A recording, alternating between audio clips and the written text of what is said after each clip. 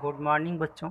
आज मैं आप लोगों को similar figure and congruent figure के बारे में बता रहा हूँ, जिसमें सिमिलर फिगर समरूप तथा कॉन्ग्रेंट फिगर सर्वांग आकृतियाँ। तो सिमिलर फिगर मीन्स क्या होता है, दो आकृतियाँ यदि समरूप होती हैं तो उनका एक नियम यह है कि उनके सेम शेप होने चाहिए और सेम शेप होने चाहिए और सेम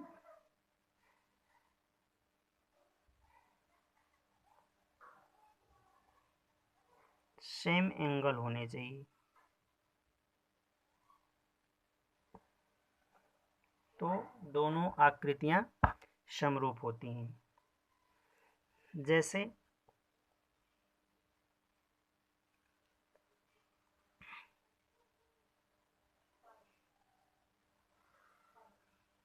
मान लिए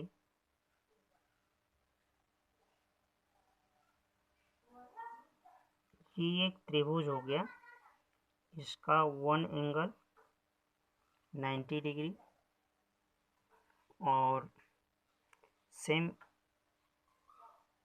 एक त्रिभुज ऐसे और हो गया,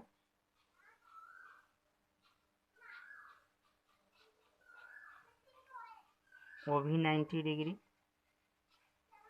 तो कहने का मतलब कि इसके सेम शेप है, मतलब आकार दिखने में एक जैसे हैं।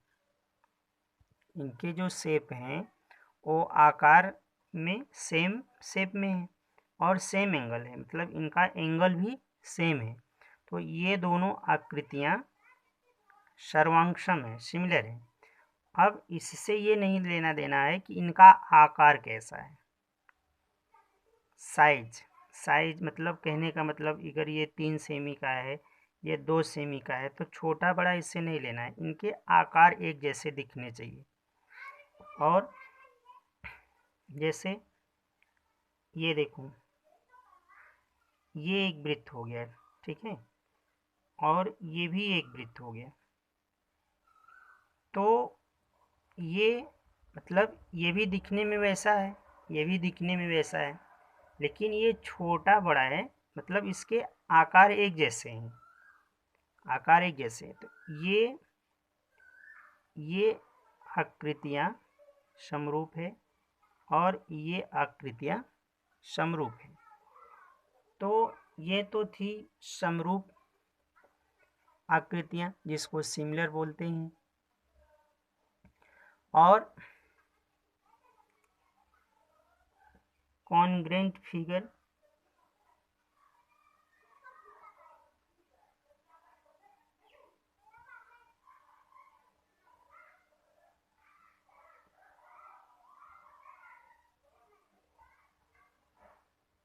कॉन्ग्रेंट फिगर तो कॉन्ग्रेंट फिगर में ये होगा कि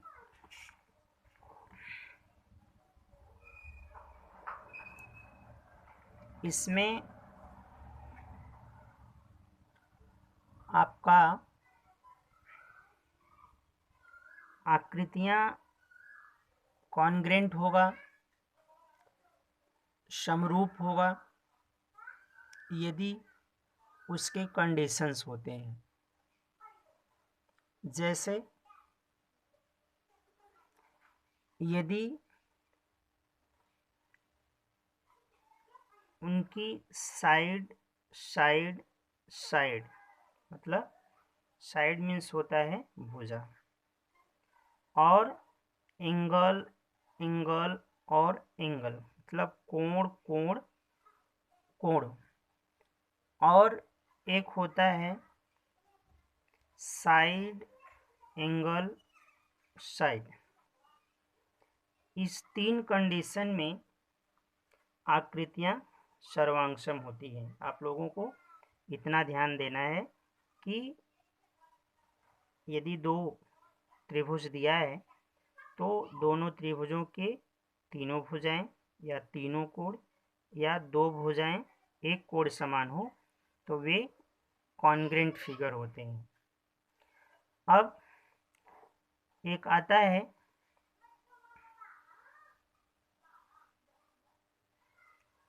कॉन्ग्रेंट ट्रायंगल, समरूप सर्वांगसम त्रिभुज। तो सर्वांगसम जो त्रिभुज होते हैं उसके कंडीशंस होते हैं। तो इसमें आप लोगों को याद रखना है, इसमें केवल आता है यस यस यस, और दूसरा आता है यस ए एस, और तीसरा आता है ए एस ए।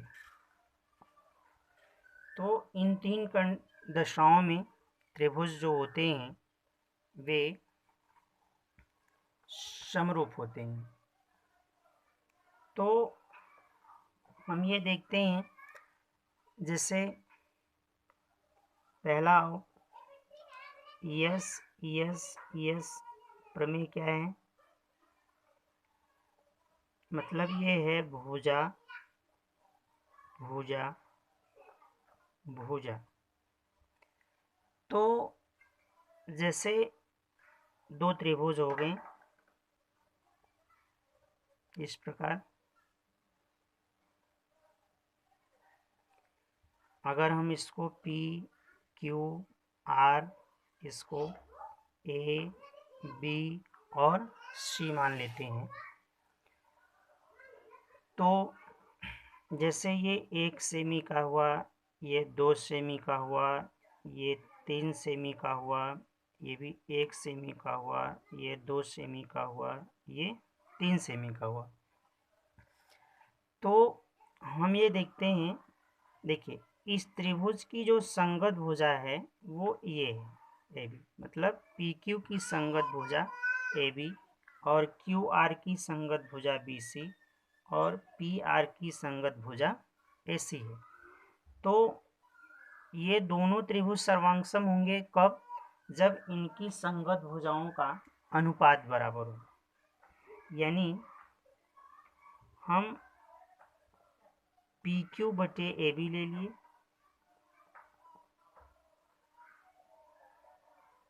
वो पी क्यू का मान 3, ए बी का मान भी 3, और क्यू आर बटे बी सी ले लिए, क्यू आर का बी सी हो गया, वो हुआ 2/2, और अगला है पी आर बटे ए सी,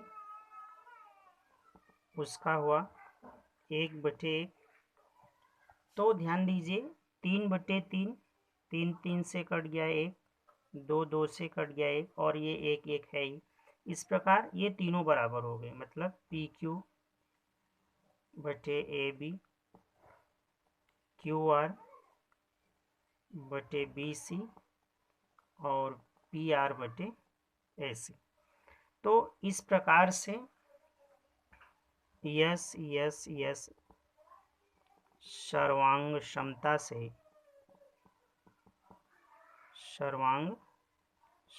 से त्रिभुज पी क्यू आर ये सर्वांगसम हो गया त्रिभुज ए बी सी के। तो इस प्रकार हम चलते हैं दूसरे पे। तो दूसरा है यस ए एस।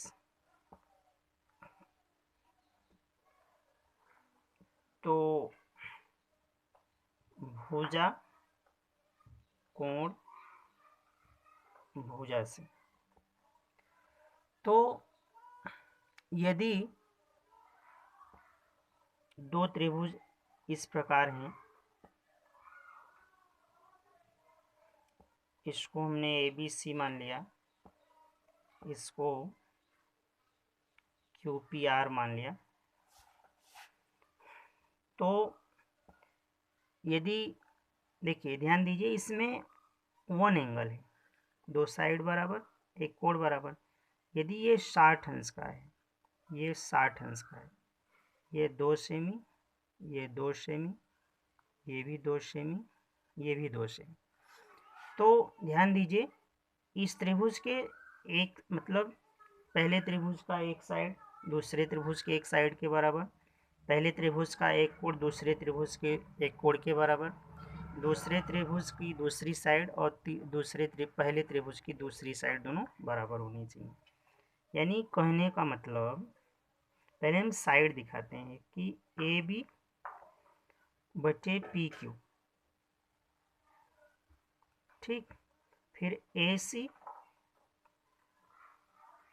बटे क्यू आर, तो ये आ गए 2/2, ये कट गए, तो ये बराबर हुआ। और जो उसका कोण बी है, कोण पी के बराबर, ये दोनों 60 अंश के। तो कहने का मतलब कि साइड एंगल साइड माने 2 भुजा 1 कोण बराबर हो गया। तो इस प्रकार से साइड एंगल साइड सर्वांग समता से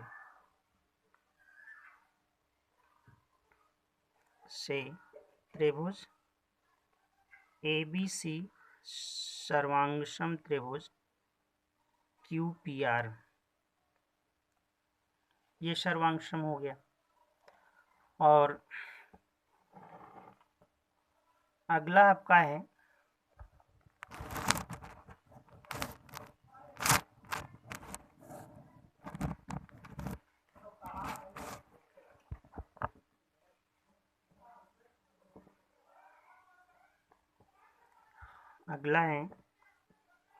ASA,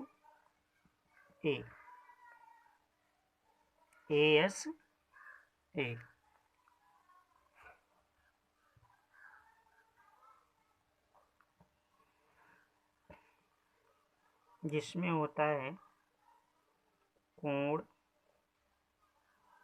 भुजा कोण। यदि ABC एक त्रिभुज ये हो गया और दूसरा त्रिभुज हो गया ये, तो इसका एक कोण ये हो गया, ये कोण इसका ये हो गया।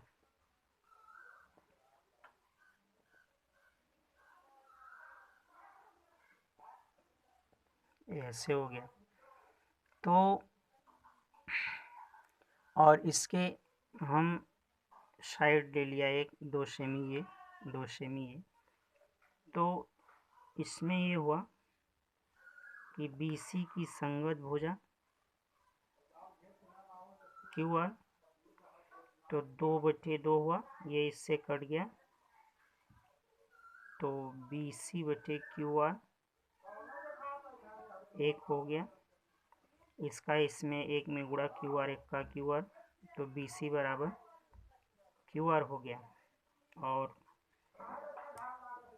कोण B बराबर कोण Q 120 अंश, और कोण C कोण R बराबर 30 अंश। तो ASA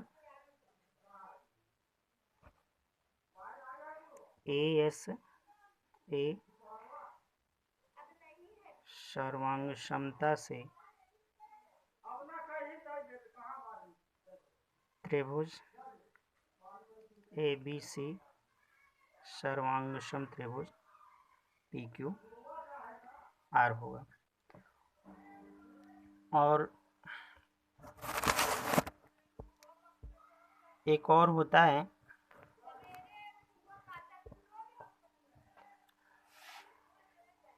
ये होता है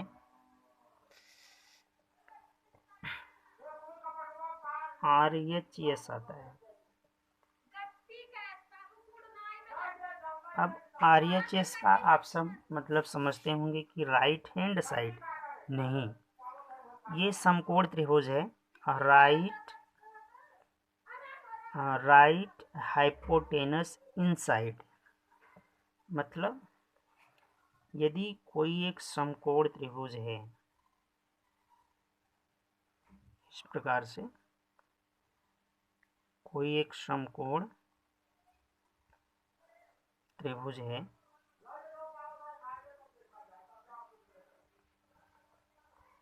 ठीक है, तो इसका वन एंगल और राइट होना चाहिए, मतलब 90 डिग्री, और उसका हाइपोटेनस एक कर्ण दूसरे कर्ण के बराबर, और उसका एक साइड बराबर होना चाहिए। मान लो ये हो गया, तो इस प्रकार राइट एंगल हो गया, कोण बी बराबर कोण क्यू 90 अंश, और ये किसका हाइपोटेनस कर्ण AC बराबर है PR के, और BC बराबर है QR के, ठीक है। तो ये हुआ राइट हाइपोटेनस इनसाइड सर्वांग समता से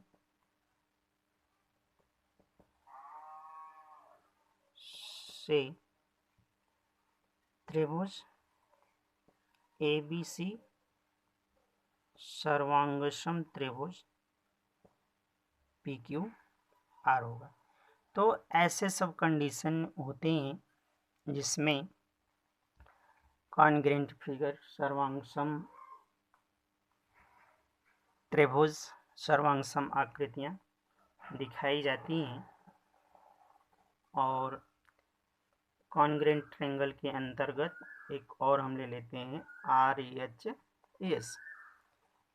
तो इस प्रकार यदि इन सब के बारे में बेसिक कॉन्सेप्ट आप सब सीखते हैं तो आगे की कक्षाओं में ये जानना आप लोगों को बहुत सरल हो जाएगा कि सेकेंड गणित के जो निर्मेय प्रमेय होते हैं कैसे सिद्ध किए जाते हैं।